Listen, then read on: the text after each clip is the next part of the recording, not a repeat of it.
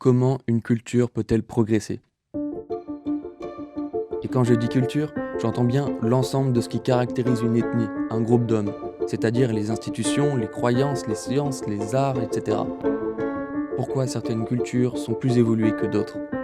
Difficile, lorsqu'on s'intéresse à l'anthropologie, c'est-à-dire à l'étude de l'homme, des civilisations et des cultures, de ne pas se poser cette question. Il se trouve qu'un grand anthropologue du XXe siècle, Claude Lévi-Strauss, en parle dans son livre Race et Histoire. Bref, vous l'avez compris, ce mois-ci, on va plus parler d'anthropologie que de philosophie.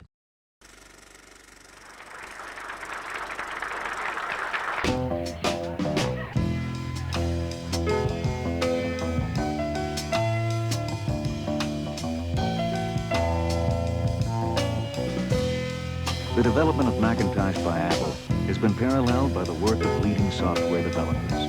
We are calling it iPhone. Comment jugez-vous les hommes qui aiment les hommes? C'est pas normal, c'est un vice, quoi. L'Espagne est devenue le premier pays d'Europe à autoriser en même temps que le mariage l'adoption pour les homosexuels. Le réchauffement que l'on pourrait envisager serait un réchauffement très faible. Il y a une seule chose dont on soit sûr, c'est que les températures vont augmenter quoi qu'on fasse. En général, quand on parle de progrès, on a en tête un progrès linéaire, un progrès général que vit l'humanité à travers l'histoire, avec d'abord l'âge de pierre, puis l'âge de bronze, l'âge de fer, etc. Pour faire simple, on considère le progrès comme des étapes que l'humanité franchit une par une. Mais vous vous doutez bien que cette idée n'est pas totalement juste, car elle manque de rigueur, et c'est ce que nous explique Lévi-Strauss. L'humanité qui progresse ne ressemble guère à un personnage gravissant un escalier, ajoutant par chacun de ses mouvements une marche nouvelle à toutes celles dont la conquête lui est acquise. Si l'on traite les différents états où se trouvent les sociétés humaines, tant anciennes que lointaines, comme des stades ou des étapes d'un développement unique, qui, partant du même point, doit les faire converger vers le même but, on voit bien que la diversité n'est plus apparente. En gros, avec cette idée d'une humanité vivant un progrès unique et linéaire, on nie toutes les différences culturelles entre les civilisations. C'est une vision naïve de l'humanité parce que toutes les cultures n'évoluent pas de la même manière. Les civilisations considérées comme archaïques et qui existent encore de nos jours ne sont pas des peuples enfants bloqués à la première étape d'un progrès. Elles ont simplement évolué d'une autre manière que les civilisations occidentales. En vérité, il n'existe pas de peuples enfants. Tous sont adultes, même ceux qui n'ont pas tenu le journal de leur enfance et de leur adolescence.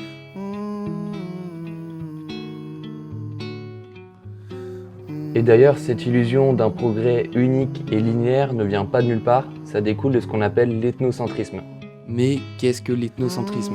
Pour faire simple, c'est le fait de juger et penser à travers les critères, les mœurs de sa propre ethnie. Par exemple, un Européen ethnocentrique aura tendance à juger les Indiens mal élevés de manger avec les doigts, tandis qu'en Inde, c'est totalement normal de manger avec les doigts.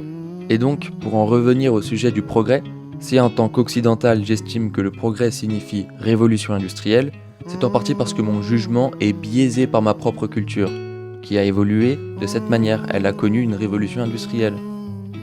À partir de là, je vais me dire que pour qu'une culture quelconque progresse, elle doit s'industrialiser, à l'image de ma propre culture.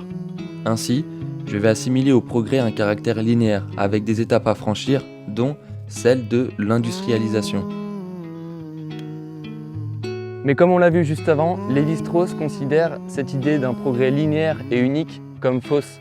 Pour lui, c'est tout le contraire. Il observe lors de ses recherches que le progrès émane surtout de la diversité culturelle, ou plutôt des échanges entre les cultures. Le progrès prend forme à partir du moment où des cultures se partagent des inventions, des découvertes et s'enrichissent entre elles.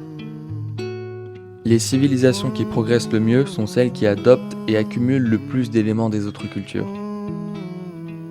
Donc, une civilisation qui reste isolée aura moins de chances de progresser, contrairement à une civilisation évoluant aux côtés d'autres civilisations. Ainsi, le progrès émane de la diversité culturelle. Il prend forme par les collaborations interculturelles, entre des cultures.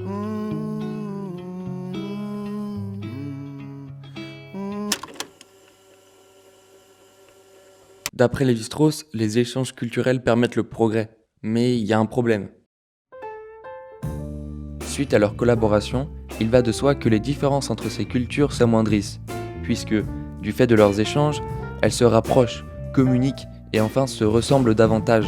Les échanges culturels mènent donc à l'homogénéisation des cultures. Soit, mais le problème est que sans diversité culturelle, le progrès n'a plus de carburant pour être stimulé. Les cultures se confondent de plus en plus entre elles jusqu'à se dissoudre en une forme de culture mondiale, une monoculture qui a épuisé toutes les réserves de progrès, parce que le progrès est stimulé par la diversité culturelle.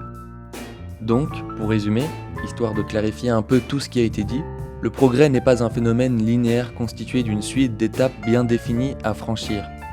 L'image d'une humanité comme une qui franchirait ces étapes est fausse. En réalité, l'humanité se caractérise davantage par sa diversité culturelle. Et c'est justement cette diversité culturelle qui permet un progrès à une échelle interculturelle. On en déduit, par ailleurs, qu'une culture ne peut s'attribuer tout le mérite de son progrès, puisque ce progrès est le résultat d'échanges culturels avec d'autres cultures. Cependant, cette collaboration interculturelle pousse irrémédiablement à l'homogénéisation des cultures, jusqu'à arriver à une sorte de monoculture mondiale. Et c'est là que ça devient très intéressant. On en arrive à un problème théorique, à une impasse, à ma partie préférée. La diversité culturelle est la condition du progrès. Cependant, le progrès efface la diversité culturelle. Le progrès mène à la stagnation. C'est le serpent qui se mord la queue. C'est tout bonnement ce qu'on appelle une aporie, une difficulté logique insoluble. Voilà ce que pense grosso modo Lévi-Strauss du progrès culturel. Alors oui, c'est un peu frustrant comme conclusion, ça peut paraître aussi un peu trop théorique, dans la réalité c'est toujours plus complexe, mais mine de rien, ça reste très enrichissant en ce qui concerne l'idée qu'on se fait du progrès.